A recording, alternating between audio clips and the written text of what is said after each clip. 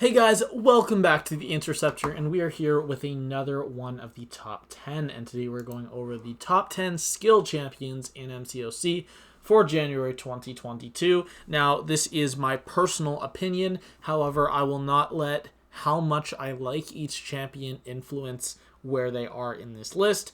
This is just going to me being objective as I can. Although when I talk about each champion, I will say whether I like them or not, just as like part of the commentary. It has nothing to do with their placement. So let's get down to the honorable mentions. And the first honorable mention that I'm going to be making is to Blade. So Blade is the OG shutdown champion for villains. And honestly, he's not that bad, even now. If you have a lane, even in Alliance War with all villains, he does a seriously good job of cleaning that up. And he still kills it in content. There's not really much. It's just that so many champions have been better than him. Ever since he was nerfed with the introduction of Proxima Midnight, Corvus Clave, and all of those others, Obsidian, etc., who were villains that were not tagged as villains because kabam. He kind of started to fall off then, but he's still pretty good. So I'll put Blade at the number 4 spot for honorable mentions. Number 3, a champ that's kind of growing on me. You know, I used to think they were trash, and now I think they're a little less trash, and that's going to be Dead Widow. I think the place she is most useful. Actually, you know what? I think the only place she's useful is Variant 8. But using her there, I quite like it, and she really kills it. So there we go. Dead Widow in that position. Number 3. We'll go on to number 2. I don't even think this is a champ I have. Do I even have him as a... Yeah, I do have him as a 5-star, rank 3. And that's going to be Crossbones. Crossbones at number 2. His ability to not crit, where he gains Fury instead. He can hit pretty hard, even without the crits. And I've seen Karate Mike use him in war. Now, personally, I think Karate Mike rates him a little too highly. But that does not mean he's bad, and does not mean that he's not wrong in saying that he's good, because he is good. And his buff was pretty good. He is really cool. But yeah, that's pretty much going to be it. I don't really have a ton to say about Crossbones. Like, he's pretty good. But yeah. Let's go into the next one, a champ I have as a 6-star rank 2, and that's going to be Gwenpool. Now, Gwenpool has very good damage output in addition with her Sig ability that makes her immune to dying from special attacks, at least primary effects on special attacks. So, for example, special attack from Hercules with the burst damage could kill her. But the last line where she reduces her opponent's defensive ability accuracy based on her current combo count, that doesn't actually say the percentage. The percentage is 2% per hit. So at a 50 combo, you'll shut down all their abilities, which is really useful, to be honest. And she is on pretty much every team of... she's on pretty much every team for me exploring the variant, because she is one of the champions that heals when she has more power, which is really cool. So yeah, Gwenpool at number 1 on the honorable mentions. And we will get into the top 10. Now, the first champ in top 10 is, again, a champ I do not have as a 6-star. That's going to be Thor Ragnarok. I know Karate Mike really likes Thor Ragnarok. Personally, I don't think he's insane. Like, he's not game-changing or anything. And if you were a new player, yeah, I would probably recommend ranking him up, assuming you don't have any of the options above here. But he's good. I still see his primary use being prestige, and then the other part is like, yeah, okay, he's also pretty good as a champion. But yeah, he's nothing game-breaking, and skill is not the strongest class, to say the least. We'll go into number 9, a champion that I personally really like, and I think is underused, but a lot of people appreciate him. That's going to be Killmonger. Killmonger is still the best counter to MODOK in the game, the best counter to Overseer as well. The matchup of Killmonger versus Overseer is one of my absolute favorite. You just heal the whole fight. and you completely ignore the stun. And yeah, it's really, really cool. But the auto block you ignore. But Killmonger does solid damage. If you want to cash in those bleeds with an L3, the passive bleeds, then you can really burst down an opponent who's at like 20-30% health. You can just finish off the end of the fight instantly by just throwing that L3, and the bleeds tick super hard. If you throw your L1, you obviously have the counters where you can block, have them hit into your block, and then you can counter them right away because you go passively unstoppable. You have the L2, which grants you the hits you can take to the face, the invulnerability. So usually in a Killmonger fight, I set up my evade counter, and then I will go for one special 2, and then I'll usually throw a special 1 or 2, and then save up for a special 3. But Killmonger is really cool. He does pretty good damage, to be honest. And I think he deserves that number 9 spot. Number 8 is HitMonkey. HitMonkey is a champion that is damn good. I really like HitMonkey. Also, he is a mercenary, which means he's useful in the last variant. He was a very recent rank up for me. I believe he was my most recent skill, rank 3. But he is super cool. He does a lot of damage. He is the skill Corvus, as dubbed by, I believe it was Legacy. Although a lot of people use that joke now for any champion that has any form of guaranteed crits or even high crit rate. But yeah, he's super cool, especially with the fact that if you end the combo in a guaranteed hit, in a guaranteed crit hit, then the following special 2 can do really nice damage with all the guaranteed hit crits. So now we'll get into number 7, a champ I personally think has fallen off, but I don't agree with that. I think they still hold up. And while I do have them as a 6-star, they are unduped at rank 1, but that is Stealth Spidey, who has pretty good prestige, was in my prestige for a long time, and has a really potent fury. How potent exactly? 3892 for 25 seconds, which, by the way, you can pause by dashing back. And also there is the and the attack rating is over 100%. It's like 125, 130% of your normal damage, which is just so cool. And by throwing an L1 as well, you activate the reactivates it, and if Spider Sense was not on cooldown, gain a precision passive increasing critical rating by 8400 for 20 seconds, which again gets paused when you dash back.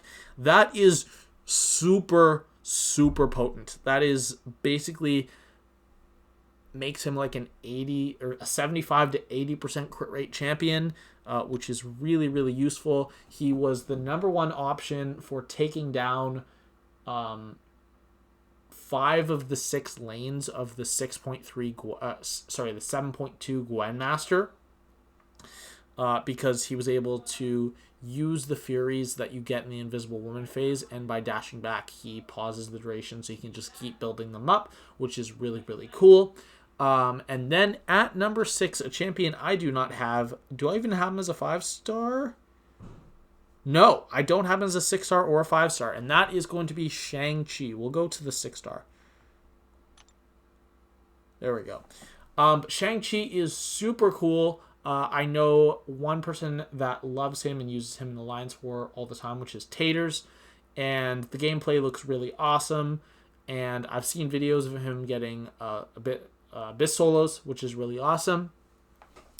But yeah, I don't know. If I were to get a ShangChi right now, I think I would take him straight to rank 3, because I have almost every champion in the top 10 at rank 3 except for 3 of them, I believe.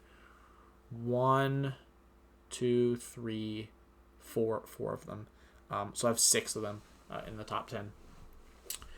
But one of them I have at rank 2, just waiting to go to rank 3.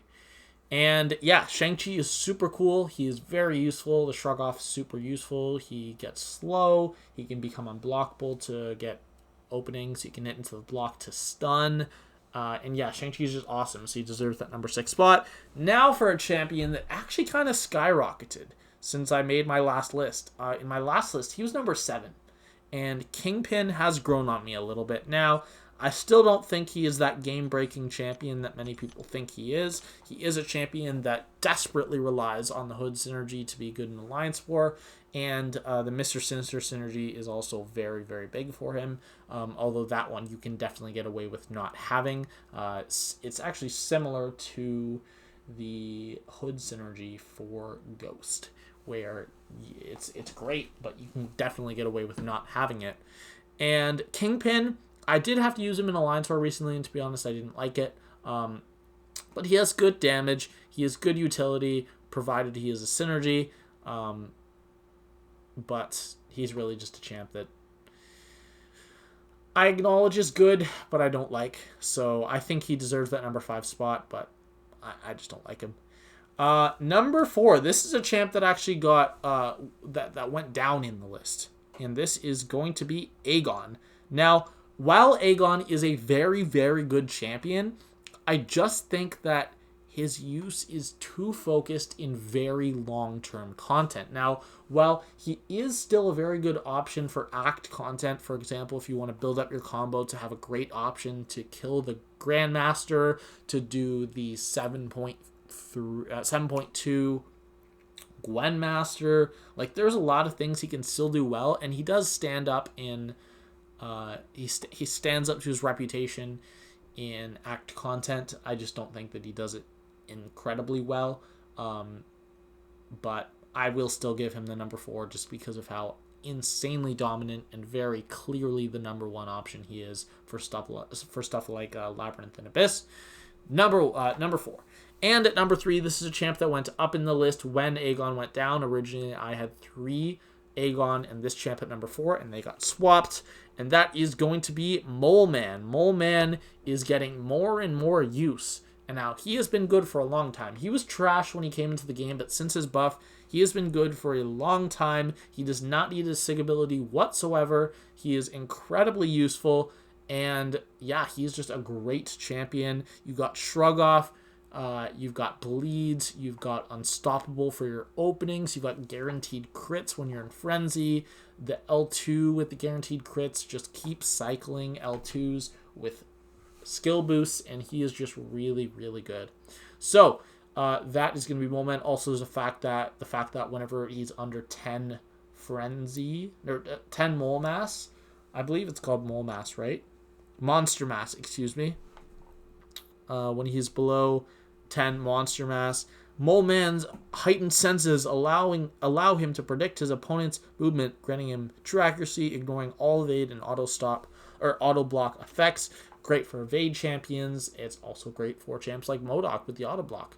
But yeah, number 3 champion is Moleman. Let's move into number 2, Falcon. Now, this is a champion that will not be this high on many other people's lists, but I truly believe is the second best skill champion in the game. Falcon hits like a truck.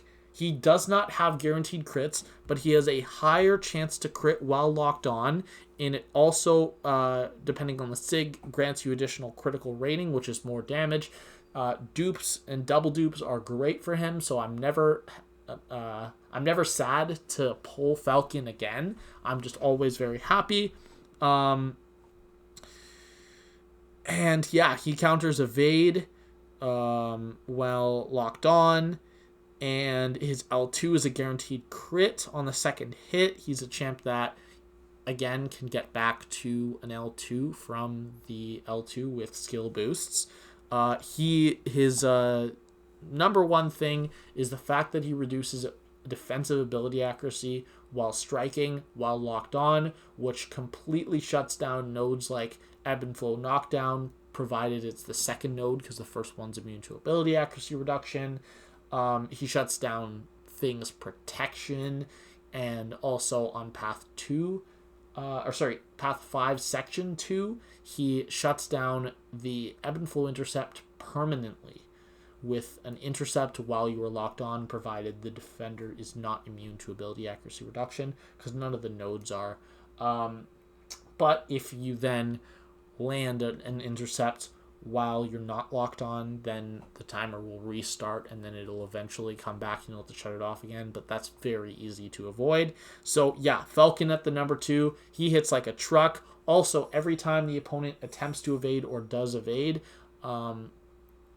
he gains a passive cruelty. So he just hits harder and harder and harder. And yeah, Falcon deserves the number 2 spot. Number 1, it was very obviously Nick Fury. I mean, he is an Abyss option. He is an Alliance War option. He's an Alliance Quest option. And he gets used a ton in Act Quests. He is one of the most versatile champs that just... Not versatile, maybe not the best word. He just covers all aspects of the game, but he does it in the same way and in such a good way that he is just awesome. So, Nick Fury, especially when you get those light bleeds on the 4th light attack with deep wounds, he just melts opponents. And he is incredible. He is a very common rank 4 option as a 6 stars. I've seen many of those.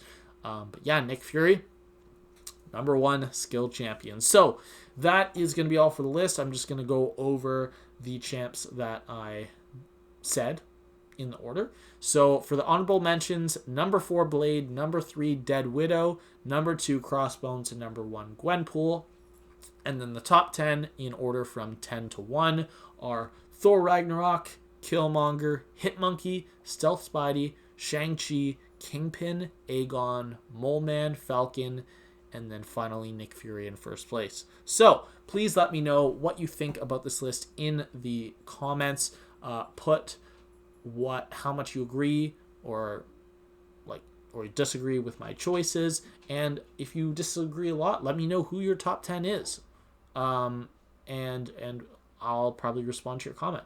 So yeah, that is pretty much going to be all for this one, and this is actually the 5th one I have recorded, so I only have one left to record.